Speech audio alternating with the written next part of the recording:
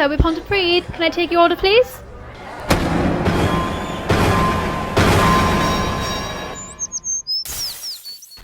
Speaking to you now, Ken COUGHLIN.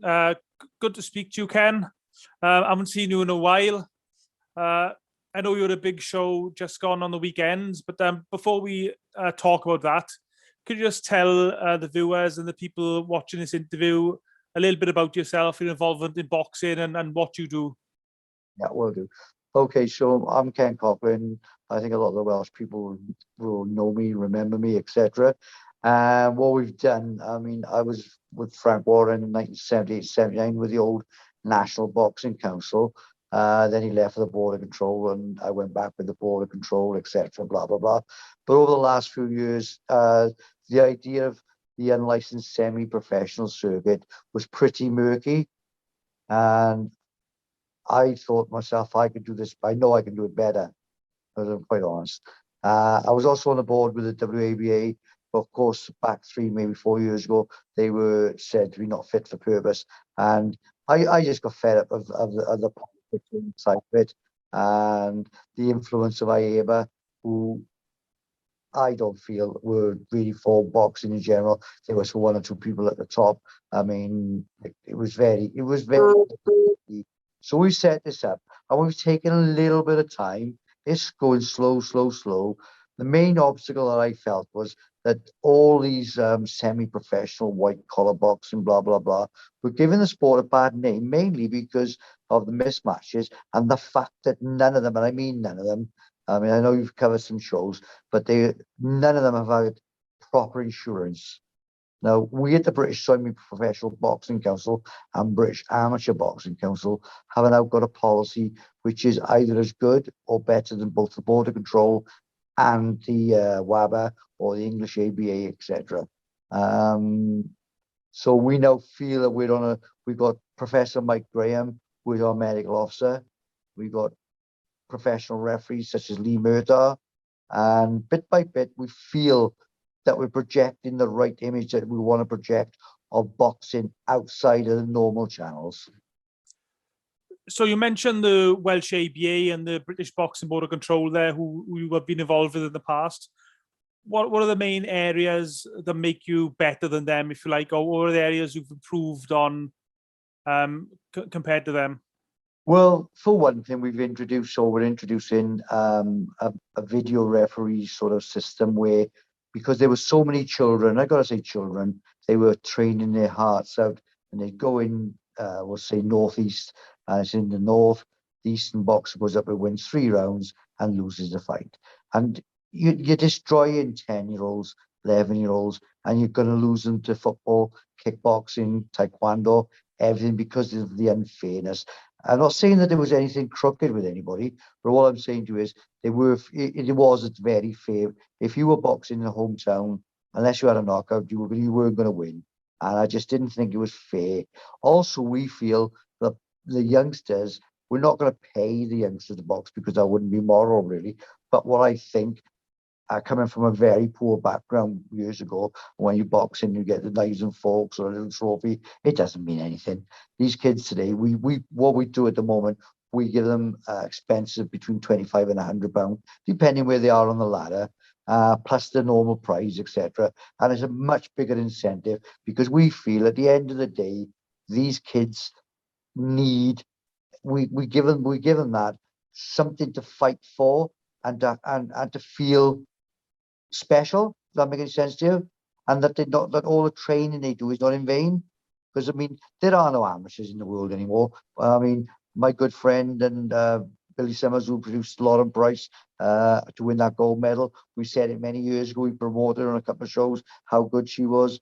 But at the end of the day, when you're in the GB squad, etc., you're getting paid. You're a professional. IABA had that stupid World Series boxing, which ruined a lot of boxers because they were fighting top class boxers week in, week out, 4 or 5 times, and by the time they got to the real pros, they were stuffed. They were finished. Does that make any sense, Kieran? So, in effect, are you a rival organisation to the British Boxing Board of Control and the Amateur Association, or are you working alongside them? or You know, what? working alongside them only because they won't work alongside us. But like I said, because we have the insurance now, we have our own judges, etc. What I say to anybody who wants to come to us, I won't stop you boxing for somebody else. And that's the position that the WABA, if you remember back with the Ashley Brace fiasco back a couple of years ago over kickboxing, etc. And then suddenly IABA are allowing professional boxers to come back, world champions, to come back and box in the Olympics against amateurs. And it just didn't make any sense to me. And I just got frustrated, to be perfectly honest with you. Totally frustrated because I'm a boxing person, and that's my main thing. I'm not saying the others are not, but I really believe, and I want to be honest, and I want people.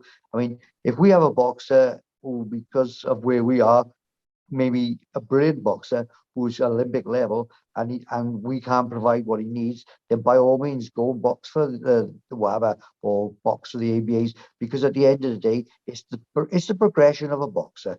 But the truth is, there's not many Olympic champions out there, so we're just like an alternative. And another thing I didn't think was the fact that the championships, the way they run the championships once a year, boxing over a weekend, this and a weekend that. So what we do, we actually provide boxers, the top 4, top 8. They have a competition for the first titles. They win the title. That amateur boxer then can get paid £100 on any club show to defend his title. If he loses, obviously he's going to lose the belt, because we don't do vests mainly, we do belts, okay? But when the year comes, there'll be another contest for somebody who will then be a mandatory challenger when he wins a final, rather than just winning a championship in a championships every year, if that makes any sense to you, Kieran. Yeah, I think I follow it, yeah. So, sorry, what was the name of the organisation again, Ken? Right, the British Amateur Boxing Council and the British Semi-Professional Boxing Council. And we're members of the Boxing League and the European Boxing League and the European Semi-Professional Boxing Council. So the show we was mentioned earlier in the interview was for the first ever, it was history really, the first ever semi-professional European Championship held in Britain, Wales. Anyway, that was the first one. And that was with a sanction fee, with a belt from the European Boxing League, who were based in Poland and in Miami. So what is the definition of semi-professional? Right. Before all the viewers turn around and say anything, a semi-professional is probably, let's be truthful, 90% of the boxers in Britain, if not more. Because a professional to me is someone that has a job and doesn't do anything else. Very few boxers in the professional ranks are doing boxing as a living. They can't do it. So what we thought, the amateur scene is brilliant. We don't knock anybody. We follow their safety aspects. We've added a couple more. We're very open to anybody. I mean, even if you come on here tonight and said, oh, well, Ken, what if this did this? And I thought it was good, or we thought it was good. We look to implement things because we're open-minded. We're not sort of closed-minded. Does that make any sense to you, Kieran? Yeah. We take what I'm saying to you is we take on board everyone. We can't give everyone what they want because it'd be a nightmare. But what we do, we look at it and see what we can do. The thing is, we in the next 2 months we're actually introducing we're not computerized like the ABAs, but we actually have scorecards on the internet, blah blah blah. I can't say what particular one is because we're not allowed to, but all the judges will then be all linked up at ringside with their iPads, whatever, and it'll just go straight to the referee in his ear to announce the winner, etc.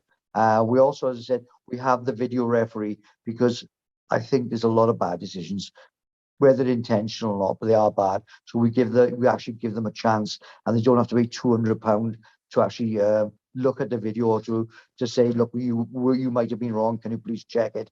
Because with the ABAs at the moment, as you probably aware, they pay a lot of money to get anybody to review a fight, and that's wrong. We're in the VAR system, but we're not going to stop a fight to do that. It would be after, obviously, because it would be. And if we have to change the result, then we will change the result. Because at the end of the day, we want to give every fighter a fair chance. So how many fighters across Britain or Wales are licensed under this organisation? Or does it work like that? Or is it a one-off? licensing fee per What, fight? what we do at the moment, we're getting boxes coming through. We've probably got about 120, 130 boxes at the moment. And what they do, they pay their license fee, which is only £10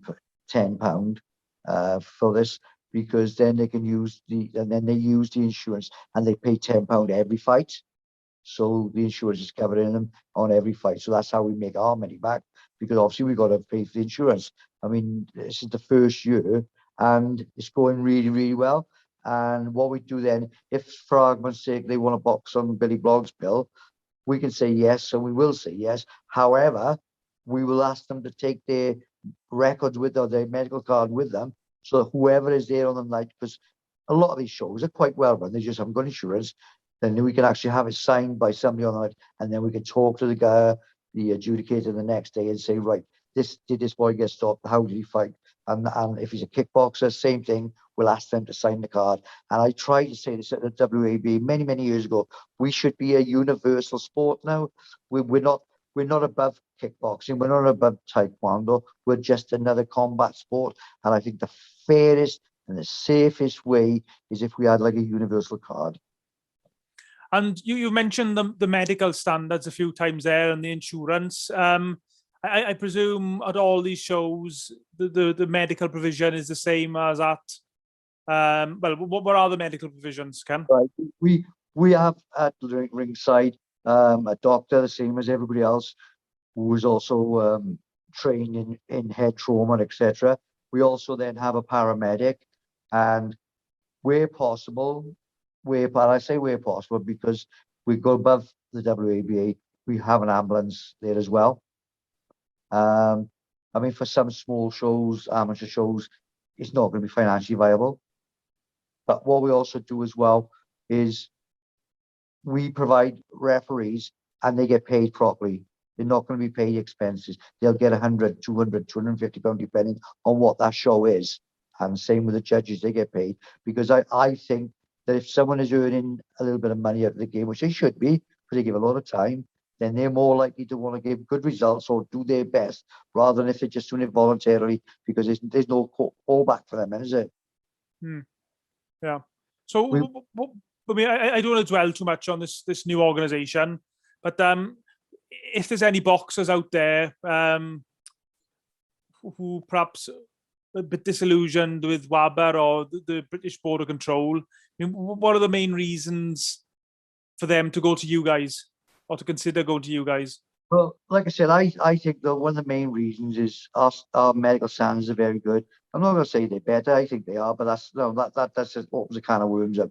We're doing everything the same as what, and just little improvements, what we think of improvements here and there. But like I said, we are so open to people. If a trainer comes to me and or a coach or say, well, can we do this? Can we do that? I will listen.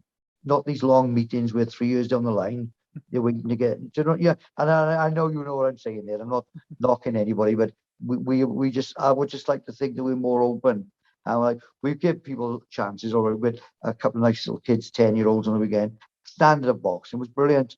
Everybody, it was really, really good. You know, because we learn to do that, and because they've got a professional referee in there, etc. That referee, he's well. How can I put this? I don't say he's getting paid. So if he doesn't do his job properly, he don't get the job next time. And also, what we found as well, what we're going to do, one of the main gripes when we were licensed by the amateurs, was the fact that if we put any amateur shows on, we were responsible for the doctor. All right, that's a headache in itself. We provide the doctors. They for a fee, we provide the whole thing, so that they don't have to worry about the judges. And I'm like, everything is provided. It'll be a small fee, but it's professionally done in an amateur way, if that makes sense. That's quite a good slogan, isn't it?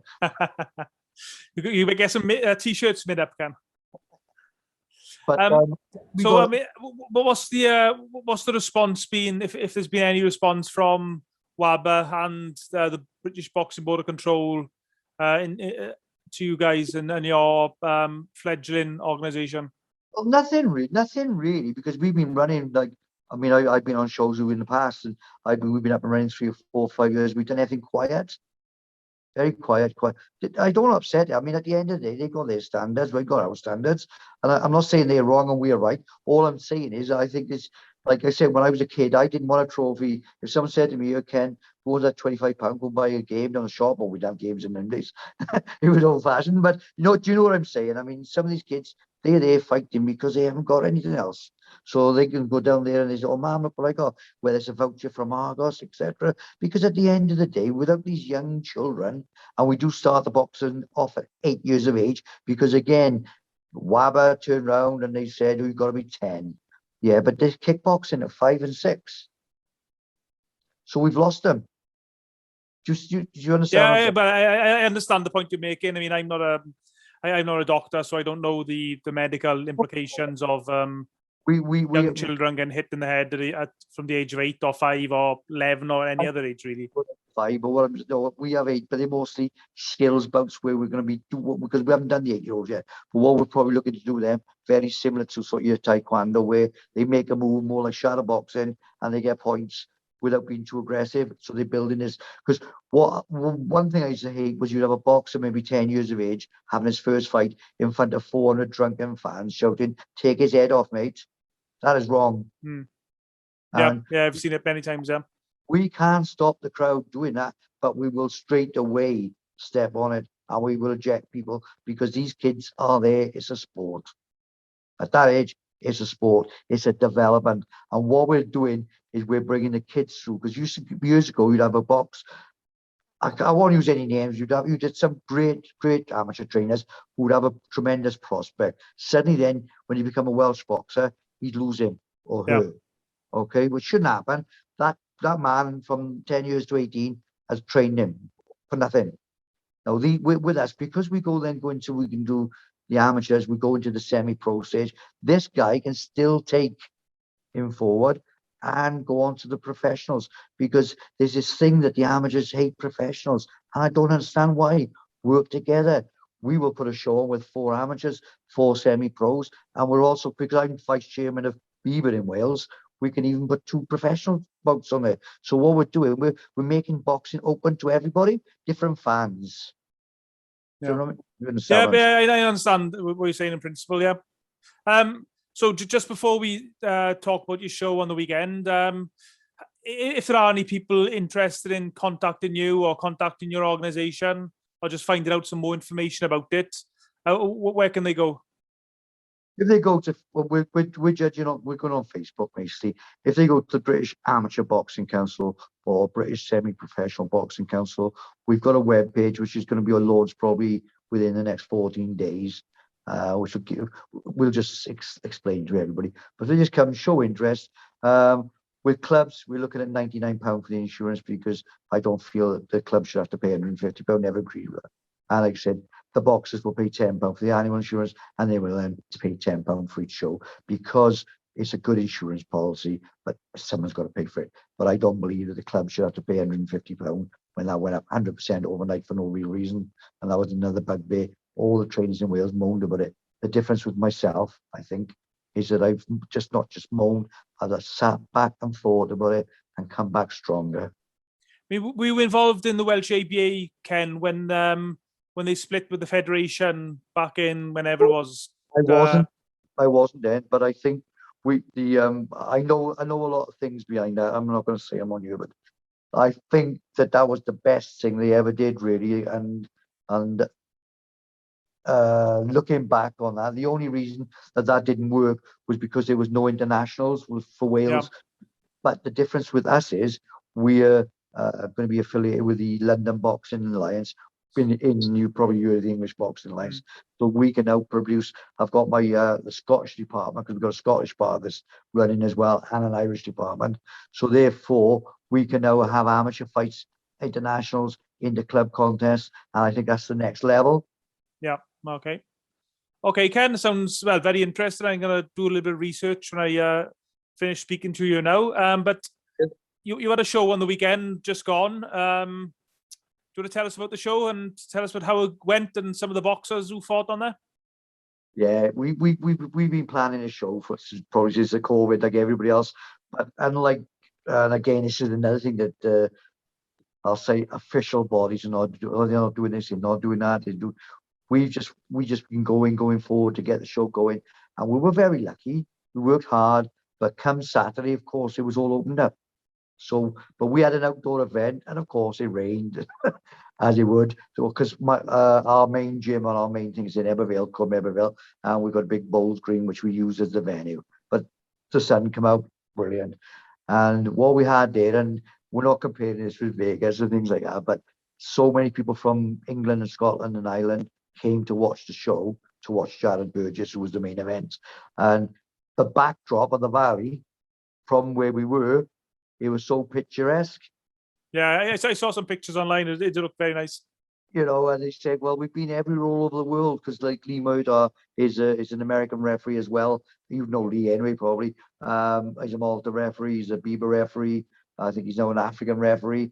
But he said that as a backdrop, he said you couldn't beat it. You know, and he was quite. What I was impressed with myself, because I had a worry. I'm a worry. Well, and I was thinking, I hope these fights look good, because that's sometimes is the thing with white collar boxing. They've just had 8 weeks training and they just don't know to fight, and that gives them a bad name. However, our boxers have been training, and they're quite capable. They could go into the ABAs, they could fight, they could win, they lose, but they wouldn't be ashamed, and they wouldn't shame themselves. They can actually box, and that was the main thing that people were taking away, thinking, looking at even the little 10-year-olds, they say, well, that was great, you know, and it was quality boxing, and I'd like you to be my commentator next time. Well, I certainly consider it, Ken. We're just in the process today, because Jared will explain. He won the European semi-professional boxing super bantam title. He got dropped in the second, pretty heavily, and the crowd was mad. And then suddenly it was just this deathly silence. I was thinking, oh my God, you know what it's like. But he up, and then he was all. I said, stay down. So he listened. He took the 8 seconds. He took his ear in, got his legs together, come back, sat down, rubbed down, etc. And from then he was like a little mini dynamo, to be honest with you. And I don't mean that we're not saying he's Rocky Marciano, but if you look at some Rocky Marciano, that was exactly how he broke. By bit, he just wouldn't stop, because he had to give 5 inches away in weight, in height. And then he just broke the guy's nose, and he had a little bit of a cut himself. But he basically walked him down. 5th round, he was stopped, and another thing. We're all 2-minute rounds, and European title fights are over 9 rounds. So, you know, we done it halfway through the fight. The kid runs 26, 27 miles every weekend. So why 9 rounds, Ken, as opposed to 10 rounds or 12 rounds or? Well, just because they're not real professionals. So I think to myself, why should I say do 10 3s, 12? We do 9 2s. It's 11 2s for a world title fight, 5 2s for a Welsh title fight, and 7 2s for a British title fight. So we've just changed it a little bit because we're not copying anybody. It's something we've done on our own. Yeah. And I think actually I've thought this for a while, and I don't know if I've told anyone this theory. Back in the days of 15-round fights, so obviously 15 rounds is an even number. You're less likely to get draws. When it went to 12 rounds. The words out of my mouth. I was just going to say that too. Yeah, that's another. Because and I'll just say another thing as well. Because obviously with amateur boxing, you can't have a draw. Yeah. But you allow draws, because again, I hate it when people say I've lost 6 fights out of 6 when they didn't really. So if you have draws within it, I think it's fairer. Yeah, I understand that. Yeah, I understand. Yeah, that's a fair point. Yeah. If I had stayed where I was, I couldn't have done these things, because we blocked. And I'm wrong. Do you know what I mean? Hello, so we're Pontypridd. Can I take your order, please?